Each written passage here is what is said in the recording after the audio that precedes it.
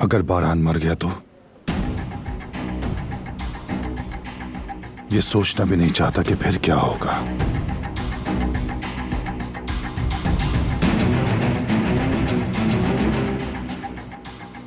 आप क्या नहीं सोचना चाहते बाबा?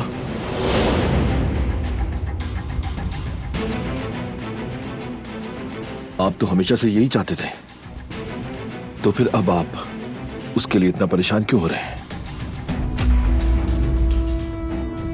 तुम क्या कह रहे हो बेटे? ये कैसा सवाल है तुम्हारा?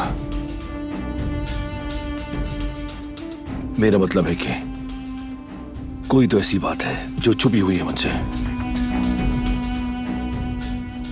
ऐसा कुछ भी नहीं है बेटा, मैं बस अफसुर्दा हूं। बारहान हमारा सरबराह है, कारबे खानदान का सरबराह। अगर उसे कुछ हो गया तो दुश्मन खुश हो जाएंगे। लोग तो वैसे भी मौके की तलाश में हैं। तुम भी ऐसी बेतुकी बातें ना करो, क्योंकि इस तरह सारे लोग हमें देखकर गलत समझ बैठेंगे। अच्छा ठीक है बाबा, लेकिन आपने तो हद कर दी है। वो तो मैं करूंगा ही। तुम भी बेमकसद बातें ना किया करो। तौबा तौबा।